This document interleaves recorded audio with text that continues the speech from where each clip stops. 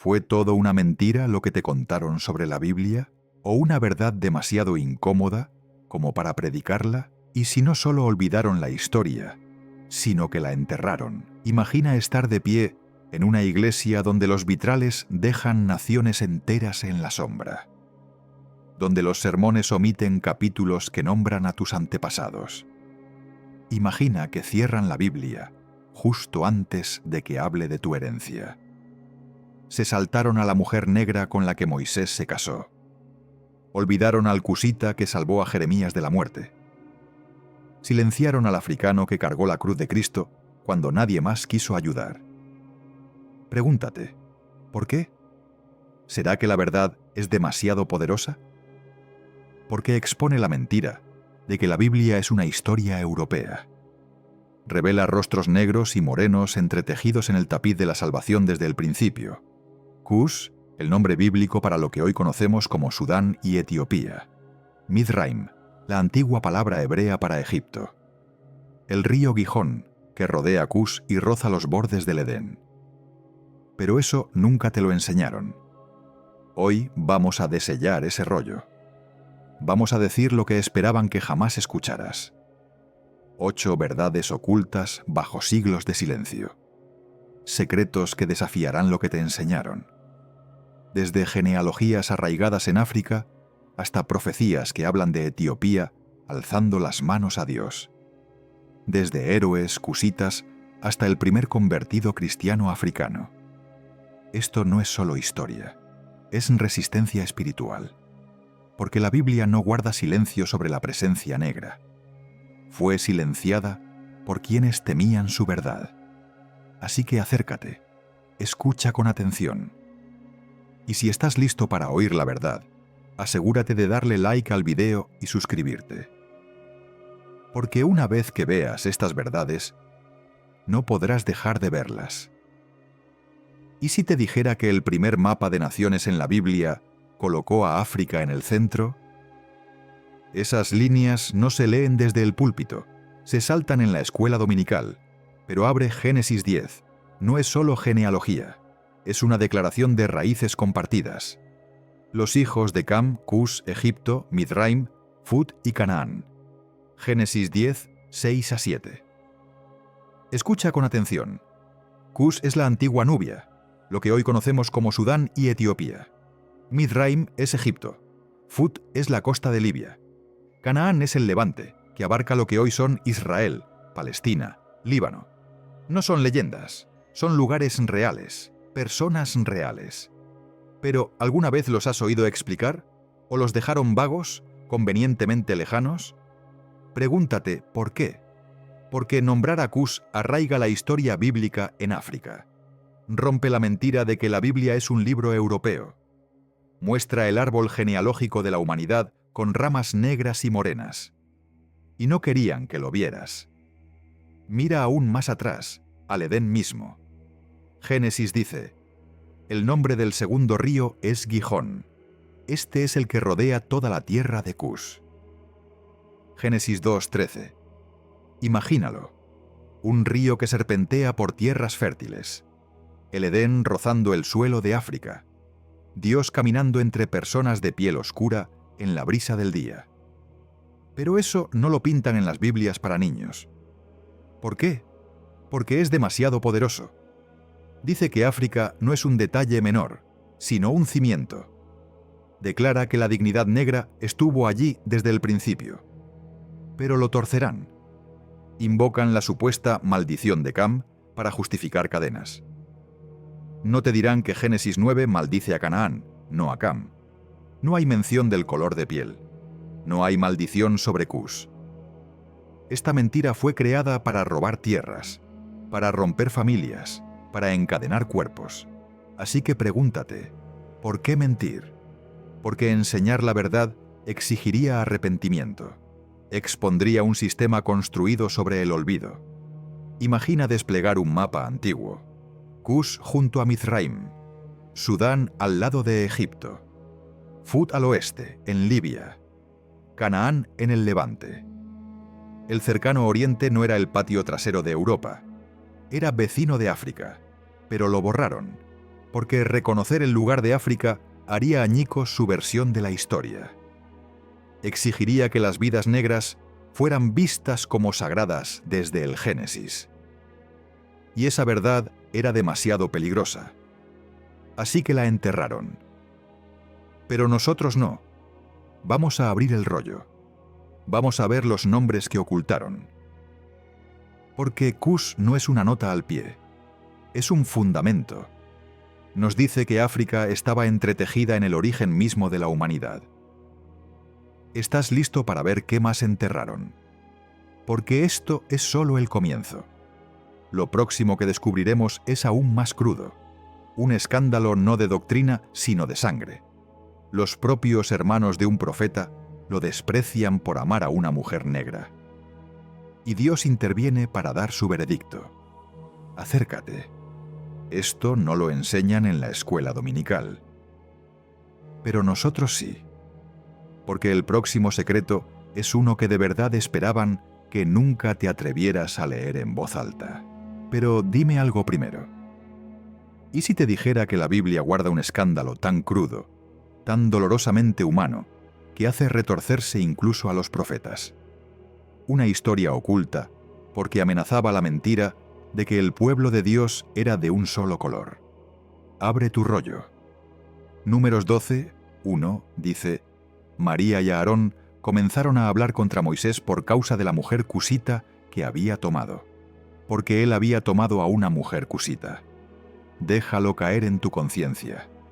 No era una extranjera cualquiera. No era una enemiga sin rostro. Era una cusita. Cus, el antiguo reino de Nubia, lo que hoy conocemos como Sudán y Etiopía. África negra. Esto no lo enseñan en la escuela dominical. Lo pasan por alto. Lo mantienen enterrado. Imagina la escena. Moisés, el libertador, el que hablaba con Dios en fuego y nube, casado con una mujer negra. Imagina el silencio en la tienda. Aarón inquieto. María inclinándose, con palabras afiladas como cuchillas. ¿Quién se cree que es? ¿Acaso solo a él le habla Dios? Pero la Escritura no se anda con rodeos. Su queja fue por ella. Porque era cusita. Porque era africana. Imagínala en el borde del campamento, oyendo cada palabra. Su piel, no una vergüenza, sino un testimonio vivo del lugar de África en la historia de Israel. Pero esto no lo predican. Dicen que fue por orgullo, por autoridad, por cualquier cosa menos por raza. Pero el texto insiste, la nombra 2 veces. Cusita. Esto era sobre sangre, sobre el temor a mezclarse. Pregúntate, ¿por qué esta verdad era tan peligrosa? Porque rompía la ilusión de pureza. Porque dejaba al descubierto el prejuicio dentro del pueblo de Dios. ¿Y cómo responde Dios? ¿Con aprobación silenciosa? Number, con ira justa. Los llama a rendir cuentas. Escuchen mis palabras. Cuando hay un profeta entre ustedes, yo, el Señor, me revelo en visiones. Pero no así con mi siervo Moisés. Con él hablo cara a cara. Números 12, 6 a 8, parafraseado. Y luego viene el castigo. María se vuelve leprosa. Su piel queda blanca como la nieve. Detente. Mira la ironía. Se burló de la esposa negra de su hermano. Dios la volvió fantasmagóricamente blanca. Una reprensión tan precisa, tan poética, que aún arde milenios después. Pero ¿por qué borrar esto? ¿Por qué dejarlo en la oscuridad? Porque obliga a ti a hacer preguntas incómodas. Muestra que el racismo fue confrontado en las Escrituras mismas, y que el juicio de Dios no cayó sobre la mujer negra, sino sobre quienes la despreciaron. Pregúntate, ¿qué más enterraron con esta historia? ¿Qué conversaciones se negaron a tener? Porque esta no es solo la historia de Moisés, es la nuestra. Es cada iglesia que evita hablar de raza, cada púlpito que guarda silencio, cada creyente que proclama no ver colores, mientras ignora la injusticia. Moisés se casó con una mujer negra. Dios defendió su dignidad. Está escrito, pero rara vez se dice. ¿Por qué? Porque admitirlo rompería demasiadas ilusiones. que los héroes bíblicos siempre se parecían a pinturas europeas, que la fe estuvo libre de prejuicios. Pero la Escritura rechaza esa mentira. La nombra cusita, africana, amada por Moisés, protegida por el mismo Dios. Así que déjalo hundirse en tu alma. Esto no es una nota al pie, es una advertencia, una verdad que fue silenciada porque era demasiado peligrosa para ser predicada. Pero eso se acabó, porque lo siguiente que descubriremos es aún más desconcertante. Profecías que no maldicen a África, sino que la exaltan. Versos antiguos que susurran que Etiopía, Cus, extenderá sus manos hacia Dios. Palabras que fueron selladas, ocultas a plena vista. Así que acércate, porque lo que viene a continuación es algo que oraban para que nunca te atrevieras a leer en voz alta. Déjame preguntarte esto. ¿Y si te dijera que los profetas no maldijeron a África? ¿Y si la bendijeron? Quieren que te saltes esos versículos. Esperan que nunca notes las promesas escondidas a plena vista. Pero están allí, selladas, esperando a alguien lo suficientemente valiente para leerlas. Imagínalo, un rollo frágil desplegado sobre una mesa de piedra, la luz de las velas parpadeando sobre la tinta desvanecida. Te inclinas más cerca y ves palabras que nunca debieron ser olvidadas. Príncipes saldrán de Egipto. Etiopía extenderá sus manos a Dios. Salmo 68, 31. Escucha con atención. No es condena, no es destrucción, es adoración. África, el continente madre, levantando sus manos en alabanza al Altísimo. Pero, ¿alguna vez has visto ese versículo en una pared de escuela dominical? ¿Lo has escuchado cantado en un himno? ¿Por qué no? Porque destruye la mentira de que África fue maldita. Muestra que África siempre tuvo un lugar en la historia de la salvación. Preferirían que olvidaras que Etiopía fue respetada, temida, conocida, que Cus fue imperio, poder, civilización. No un rincón olvidado, sino un reino en el mapa de la historia. Isaías lo sabía. Escribió: «Ay de la tierra que hace ruido de alas, que está más allá de los ríos de Cus». Isaías 18, 1. Describe emisarios en barcas de papiro deslizándose por ríos anchos. Misiones comerciales, diplomacia. África como parte del escenario mundial. Siente el calor que se eleva desde las orillas bañadas por el sol. Escucha el silbido de los juncos en el viento. Mira las proas talladas de antiguas embarcaciones cargando ofrendas. Y escucha las palabras de Dios: «Estaré tranquilo y miraré desde mi morada».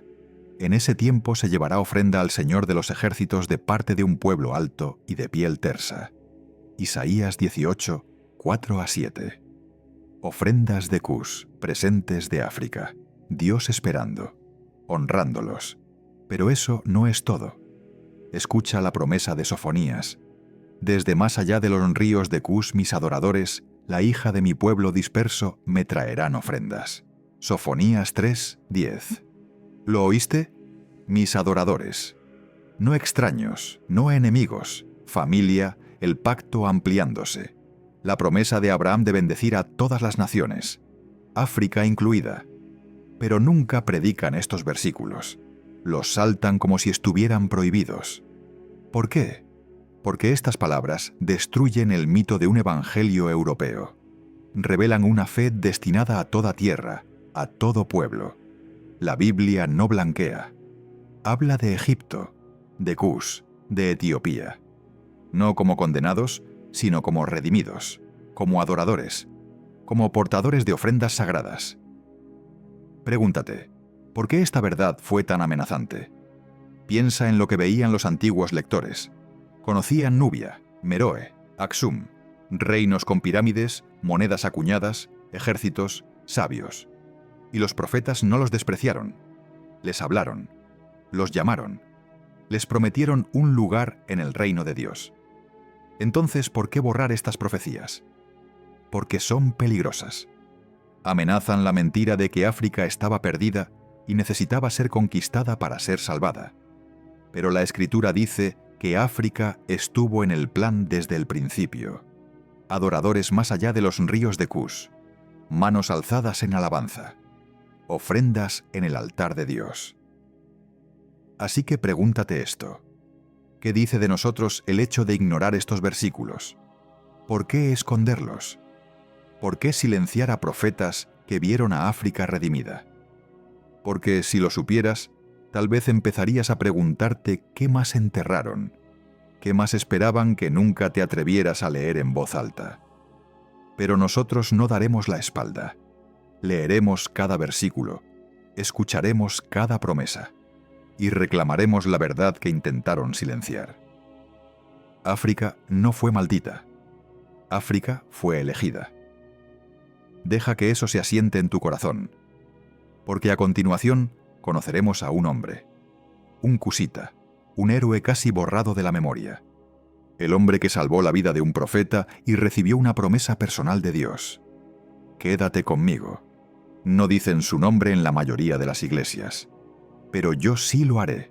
Vayamos más profundo, porque escondido entre los pliegues de la Escritura hay un nombre que esperaban que nunca notaras. Un africano negro cuya fe ha sido casi borrada de los sermones. ¿Y si te dijera que hay alguien en la Biblia que salvó la vida de un profeta y Dios le habló personalmente? Esto no se enseña en las historias infantiles. No encontrarás su imagen en vitrales, pero está allí, esperando ser recordado. Su nombre es Ebed-Melech. Significa siervo del rey. Un cusita, un etíope que vivía en Jerusalén en sus últimos días. Imagina la ciudad, muros resquebrajándose bajo el asedio babilónico, humo enroscándose hacia el cielo, una población hambrienta y en pánico, el rey paralizado por el miedo, y Jeremías, el profeta que se negó a mentir.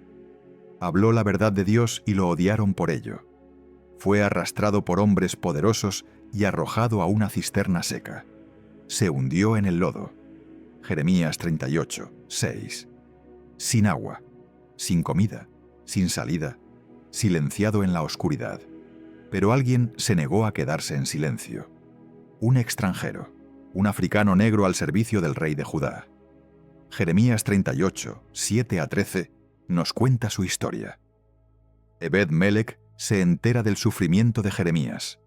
No susurra, no calcula el costo. Va directo al rey. Mi señor el rey, estos hombres han actuado con maldad en todo lo que han hecho con el profeta Jeremías. Lo han arrojado a una cisterna donde morirá de hambre. Imagina el riesgo: acusar a oficiales reales de asesinato, ir contra la multitud, poner en peligro su posición, incluso su vida. Pero lo hace de todos modos, porque teme más a Dios que a los hombres. Y el rey escucha. Ordena a Ebed-Melech que tome a 30 hombres y rescate a Jeremías. Bajan cuerdas, trapos viejos para amortiguar los brazos del profeta. Lo levantan de la misma muerte. Le salvan la vida. Y Dios lo ve todo. Cuando Jerusalén arde, cuando los ejércitos de Babilonia invaden, Dios no olvida a Ebed-Melech. Envía a Jeremías con un mensaje personal. Ve y dile a Ebed-Melech el cusita: así dice el Señor Todopoderoso, el Dios de Israel: estoy a punto de cumplir mis palabras contra esta ciudad. Pero en ese día te libraré. No caerás en manos de quienes temes. Te salvaré porque confías en mí. Jeremías 39, 16 a 18. Detente y medita en eso. Dios lo llama por su nombre. Un cusita, un africano, honrado para siempre en la Escritura. Pero se saltan esta historia. No lo elevan como a un héroe. Pregúntate, ¿por qué? Porque destruye su narrativa. Demuestra que la fidelidad no tiene color. Que Dios honra al forastero que confía en él. Que un hombre africano no fue esclavo ante los ojos de Dios, sino salvador. ¿Por qué enterrar esta verdad? Porque es más fácil controlar a un pueblo cuando le robas a sus héroes. cuando lo convences de que sus antepasados no tenían lugar en la historia de Dios. Pero aquí está la verdad. Ebed-Melech es un reproche a la cobardía, un testimonio de que Dios ve al marginado, prueba de que África no fue maldita, sino recordada, no condenada, sino redimida. Así que te pregunto, ¿a quién beneficia que no conozcas su nombre? ¿Qué dice de nosotros si elegimos olvidar su valentía? Imagina reclamarlo, enseñar a tus hijos su historia, honrar la fe de un hombre que lo arriesgó todo por salvar al profeta de Dios. Esa es la verdad oculta que sellaron. Pero la estamos desenterrando ahora, juntos. Así que quédate cerca, porque a continuación conoceremos a otro etíope, uno que no solo salvó la vida de un profeta, sino que llevó el Evangelio a un continente. Eso no lo enseñan en la escuela dominical. Pero tú mereces saberlo. Pasemos la página, porque hay otro africano cuya historia rara vez cuentan completa. Una historia que debería despertarnos. ¿Y si te dijera que el primer convertido no judío registrado en el cristianismo fue un funcionario africano negro? Tal vez lo mencionen de pasada, una nota al pie, pero no lo celebran. ¿Por qué? Porque su historia amenaza su narrativa cómoda. Así que no lo pasemos por alto. Veámoslo por lo que realmente es. Hechos 8, 26 a 40, imagínalo. Un camino desértico que se extiende de Jerusalén a Gaza. Viento caliente levantando espirales de polvo. El sol arde sobre las cabezas. Un carro retumba por la senda solitaria. Dentro va sentado un etíope, un funcionario de Candace, reina de los etíopes, tesorero de un reino africano próspero. No es un vagabundo pidiendo limosna, es poderoso, lo suficientemente educado como para poseer su propio rollo de Isaías, digno de confianza para administrar el tesoro de una reina. La Escritura dice que había ido a Jerusalén a adorar. Detente ahí. No es un idólatra. Ya es un temeroso de Dios. Un africano atraído por el Dios de Israel. Pero también es un eunuco, marcado por el servicio real, marginado por las leyes de pureza judías, mantenido a distancia del templo. Y aún así viene, hambriento de verdad, leyendo Isaías en su carro. Isaías 53. Como oveja, fue llevado al matadero. Lucha por comprender. ¿Quién es este siervo sufriente? Y en ese momento, Dios actúa. El Espíritu le dice a Felipe, acércate y júntate a ese carro. Felipe corre a su lado. ¿Entiendes lo que lees? El etíope responde con humildad, ¿cómo podré si nadie me lo explica? Invita a Felipe a subir. Felipe le explica. Jesús, crucificado, resucitado. El Cordero que llevó nuestros pecados. Imagina los ojos del etíope abriéndose, la esperanza brillando como una llama en el desierto. Mira, aquí hay agua. ¿Qué impide que yo sea bautizado? Y Felipe lo bautiza allí mismo, sin muros del templo, sin barreras de pureza, solo agua, gracia, salvación.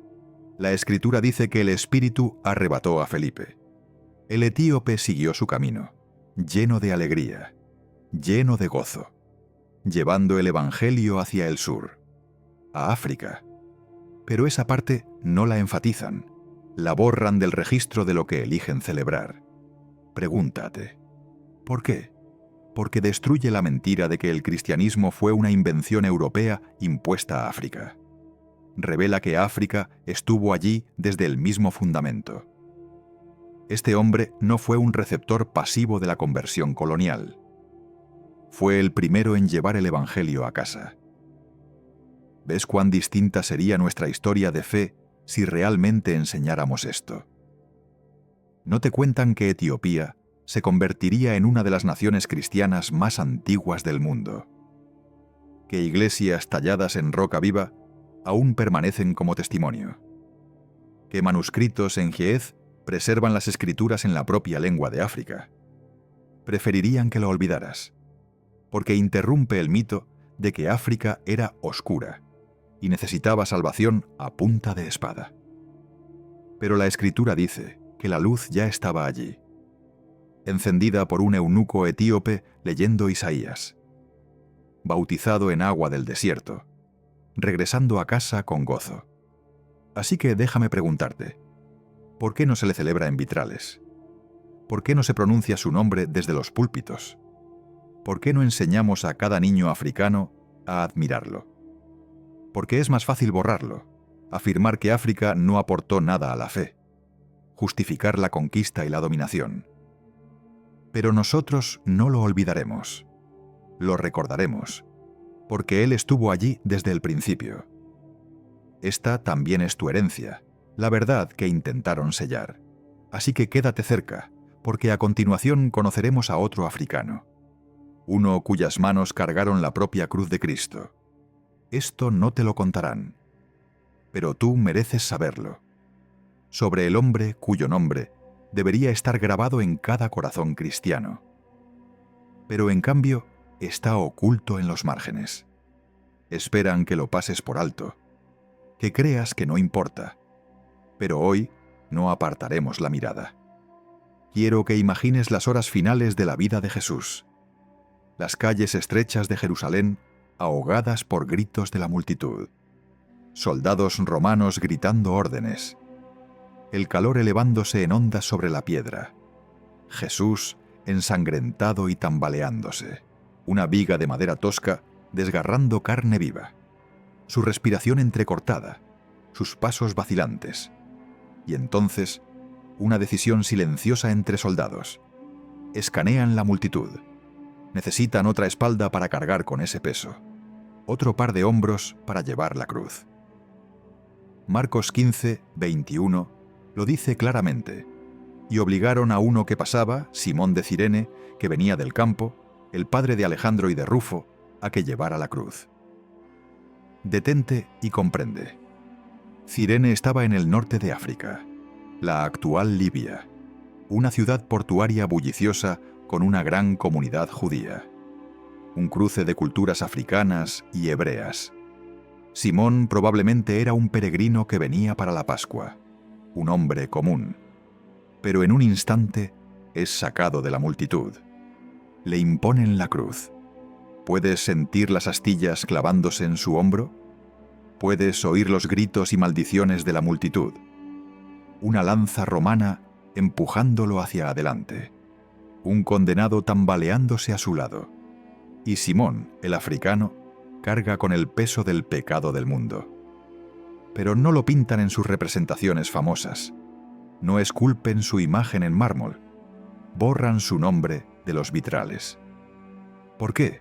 Porque desafía sus mitos convenientes. Revela que cuando todos los demás huyeron, un africano llevó la cruz. Mira el detalle que incluye Marcos. Nombra a los hijos de Simón, Alejandro y Rufo. ¿Por qué? Porque la iglesia primitiva los conocía. Eran parte de la comunidad. No fue un momento anónimo. Fue un legado que marcó generaciones. Algunas tradiciones dicen que Simón se convirtió en seguidor de Cristo, que su servicio forzado se volvió una ofrenda de fe. Imagina que regresa a Cirene, contando a sus hijos, a sus vecinos. Yo estuve allí, sentí el peso de esa cruz. Caminé a su lado cuando ya no podía más. ¿Por qué no cuentan esta historia con reverencia? ¿Por qué no celebran a Simón como el primero en compartir la carga de Cristo? Porque no encaja en su narrativa pulida. Choca con la mentira de que África estaba distante, pagana, indigna de la gracia. Contradice la idea de que el cristianismo fue un regalo impuesto por conquistadores. Pero la verdad es que fue la fuerza de un africano la que levantó la cruz de la espalda desgarrada de Jesús. Fue la resistencia de un africano la que la llevó hasta el monte de la ejecución. Piensa en esto. El nombre Simón significa el que ha escuchado. Tal vez Dios lo estaba llamando desde mucho antes de ese día, susurrándole su propósito en las horas silenciosas. Quizás el cielo lo eligió para esta tarea sagrada, para enseñarnos que ningún pueblo está demasiado lejos, ninguna nación demasiado ajena, que Dios entreteje a todos los pueblos en su plan de redención. Reflexiona en eso un momento. ¿Qué dice de nuestra fe si nos negamos a honrar su sacrificio? Creo que las manos de Simón desmienten cada mentira que decía que África estuvo ausente, que África era indigna. Sus huellas resuenan a través del tiempo. Y te llaman ahora. Si un hombre africano pudo cargar la cruz, ¿qué carga puedes llevar tú por amor? ¿Qué sacrificio harás por aquel que murió por todos? Así que pregúntate, ¿por qué esta historia se ha mantenido tan pequeña? ¿Por qué está escondida en notas al pie y no proclamada desde los púlpitos? Porque cuando ves a Simón con claridad, ves con claridad a África en el Evangelio. Y esa verdad se niega a ser domesticada. Ahora iremos aún más profundo, más allá de Simón, más allá de Jerusalén, hacia los imperios de Nubia y Egipto, hacia una dinastía de faraones negros cuyo poder moldeó la profecía bíblica. Así que acércate, porque esta es la parte que verdaderamente no quieren que escuches. Te mostrarán imágenes de las pirámides de Egipto, pero omitirán quién las gobernaba en momentos clave. Te hablan de faraones, pero se saltan a los faraones negros. ¿Y si te dijera que hubo toda una dinastía nubia que gobernó Egipto? ¿Y si te dijera que la Biblia menciona a estos reyes por su nombre? Acércate, porque esta es la parte que quieren mantener sellada para siempre. 2 Reyes 19,9. Asiria amenaza Jerusalén. Ezequías ora con temor, pero se nombra a un posible aliado, Tiraca, rey de Cus. No un jefe menor, no un caudillo lejano, un faraón nubio de la dinastía 25 de Egipto, un rey negro de Cus, el actual Sudán, gobernando Egipto mismo. Su imperio se extendía desde las cataratas del Nilo hasta los templos y campos de Egipto. Esto no es leyenda, es arqueología. Podemos ver sus enormes pirámides en Nuri. Podemos leer sus jeroglíficos y la escritura meroítica tallada en piedra. La Biblia lo nombra. Tiraca, un rey cusita que se atrevió a desafiar el poder de Asiria. Detente y piensa en eso. Poder africano negro enfrentándose a la superpotencia del mundo. Pero rara vez enseñan esto. Prefieren retratar a Egipto como algo exótico, pero convenientemente alejado de la herencia negra africana. No quieren admitir que los nubios gobernaron el Nilo, que su cultura era avanzada, su religión compleja, sus ejércitos temidos. Isaías 20 advierte sobre los planes de Asiria. Llevarán cautivos a los egipcios y a los cusitas, jóvenes y ancianos, desnudos y descalzos. Isaías no borra a Cus. Reconoce su poder, su riqueza, su caída ante el imperio. Incluso Asiria sabía que la fuerza de Egipto venía de Cus. Nahum 3,9 lo dice claramente: Cus y Egipto eran su fuerza sin límites, no marginal, no primitiva. Una fuerza tan grande que incluso los profetas la usaban como metáfora del poder imparable. Y esta dinastía 25 no es una teoría apócrifa. Está tallada en piedra. Podemos visitar las pirámides nubias de Meroe, más empinadas y numerosas que las del norte de Egipto. Los relieves muestran reyes con rasgos claramente africanos, gobernando con ceremonia y autoridad. Pero rara vez ves esas imágenes en los libros escolares, o las escuchas en clases de historia de la Iglesia. ¿Por qué? Porque complica la historia que quieren que creas, porque exige que reconozcamos a África no como una tierra por conquistar, sino como una civilización que una vez gobernó, incluso a Egipto. Quieren que pienses que África estaba esperando que la historia la encontrara. Pero la historia ya se escribía en tinta nubia mucho antes de que surgieran los imperios europeos. Así que reclamemos esta verdad.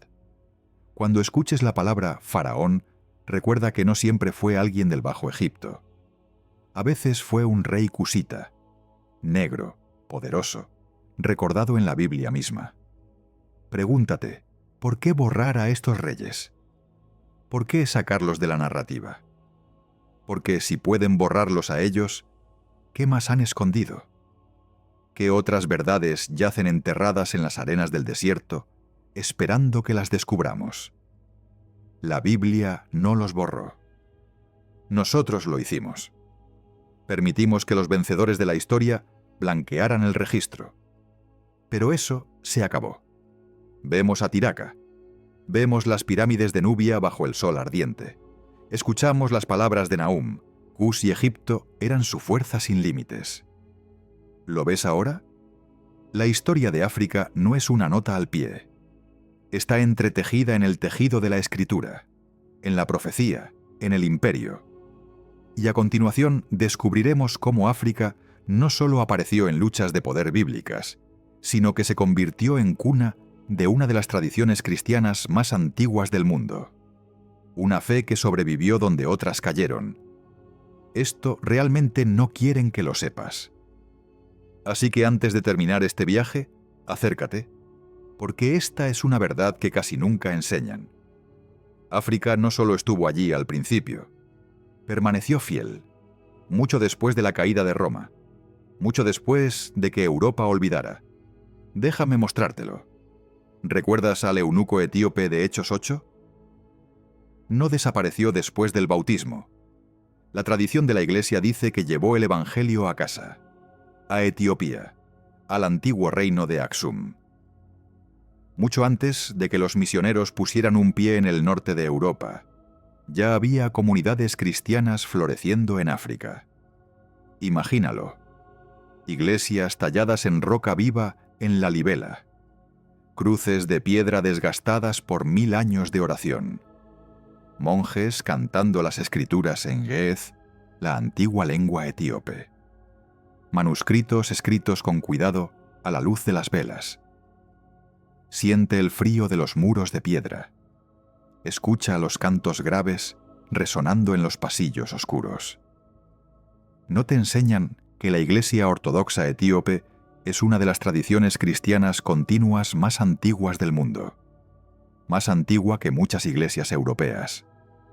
O que en el siglo IV, Etiopía adoptó el cristianismo como religión oficial del Estado, décadas antes que la mayoría de Europa. Detente y deja que eso se asiente. África no iba detrás, iba adelante. África tenía sus propios concilios, sus propias tradiciones monásticas, su propia teología. Pero quieren que lo olvides. Afirman que África era pagana hasta que los colonizadores trajeron la fe. Pero eso es una mentira. Una mentira fabricada para justificar cadenas y conquista. Borraron estas historias de la memoria, porque sabían que recordarlas derrumbaría su narrativa. Quieren que olvides que algunos de los primeros héroes del cristianismo fueron africanos. Orígenes de Alejandría, Tertuliano de Cartago, Atanasio, el defensor de la Trinidad contra la herejía. Palabras firmes escritas en griego y latín, sí, pero escritas por teólogos africanos. No cuelgan sus retratos en catedrales occidentales, pero sus palabras dieron forma a los credos que hoy miles de millones recitan. ¿Por qué borrarlos? Porque su memoria revela que el cristianismo nunca fue solo europeo. Fue también africano. Fueron mentes africanas las que mantuvieron viva la doctrina mientras Europa ardía. Monasterios africanos los que protegieron las escrituras, las preservaron, las transmitieron a través de los siglos. No te hablan de los reinos cristianos nubios a lo largo del Nilo, fortalezas de fe por generaciones, ni de las antiguas iglesias de Egipto donde aún se alza la cruz copta. Pregúntate esto. ¿Por qué no se mencionan más en los sermones a los monjes etíopes que copiaban las escrituras con manos temblorosas? ¿Por qué los mártires del suelo africano no tienen nombre en la mayoría de los libros occidentales? Porque la memoria es poder. Y el olvido es control. Cortaron estas historias del relato para poder decir, les llevamos la luz, mientras ignoraban la verdad. Que África ya la tenía, que la conservó y que sangró por ella. Nosotros no lo olvidaremos. Recordaremos que el Evangelio fue al sur antes de ir al norte, que África abrazó la cruz mucho antes de que fuera coronada en catedrales europeas. Esto no es solo historia negra, es historia cristiana. Tu historia, si escuchas, puede cambiar la forma en que ves tu fe. Porque África no fue el campo de misión, fue la fuerza misionera. No fue la última en recibir el Evangelio, fue de las primeras en custodiarlo. Así que la próxima vez que veas un mapa de viajes misioneros, imagina ese camino dirigiéndose al sur.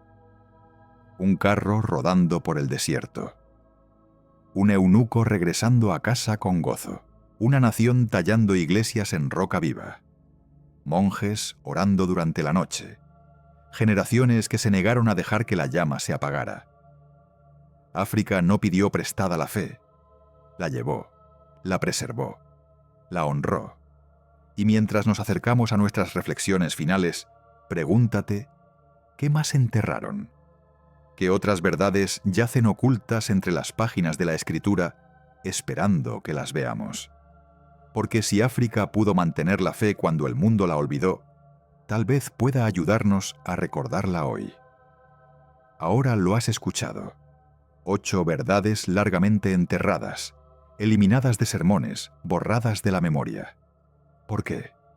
Porque esta historia desafía la mentira de que el cristianismo es ajeno a África, que la fe negra fue prestada, impuesta, de segunda mano. Pero has visto la verdad. Desde los ríos del Edén que trazan los límites de Cus, desde los hijos de Noé, donde África estuvo en el nacimiento de las naciones, Moisés casado con una mujer etíope, defendida por el mismo Dios. Profetas proclamando que Etiopía y Egipto extenderán sus manos a Dios. Ebed-Melech arriesgando su vida para salvar a Jeremías, recompensado con una promesa personal de Dios. Un eunuco etíope, el primer convertido no judío, llevando el Evangelio al sur antes de que Roma escuchara el nombre de Cristo. Simón de Cirene levantando la cruz cuando Jesús ya no podía más. Faraones negros de Nubia, cuyas pirámides aún se alzan en testimonio silencioso. Y la antigua iglesia de Etiopía, inquebrantable por siglos, preservando las Escrituras mientras Europa caía en tinieblas. Estas no son notas al pie, son la historia. Y aún así, fueron ocultadas. ¿Por qué? Porque los colonizadores no podían justificar la conquista mientras admitían que aquellos a quienes esclavizaron conocían a Cristo primero. Porque los misioneros no podían decir que llevaban la luz mientras África ya la tenía. Así que la borraron. Convirtieron la historia cristiana de África en una página en blanco. Pero la Escritura no dejará que la mentira se sostenga. Susurra desde cada página a quienes estén dispuestos a ver que la Biblia no es un libro europeo, que el plan de Dios siempre incluyó a África, que el pueblo negro nunca fue un extraño, sino que siempre estuvo allí, al principio, en la cruz, en el nacimiento de la Iglesia. A través de siglos de olvido, ellos sostuvieron la fe. Así que te pregunto, ¿qué harás con esta verdad? ¿La dejarás enterrar de nuevo? ¿O la proclamarás? ¿La enseñarás? ¿La transmitirás? Porque la próxima generación está mirando, esperando una historia que los incluya. Y tú tienes el rollo. ¿Lo desenrollarás? ¿O lo dejarás sellado? Porque en esas páginas hay una promesa, que todas las naciones estarán delante del trono, y África extenderá sus manos a Dios. Gracias por explorar la Escritura con nosotros. Cuéntame tus pensamientos o preguntas en los comentarios. Me encantará leerte. Y si eres nuevo aquí, suscríbete. Sigamos explorando juntos la verdad.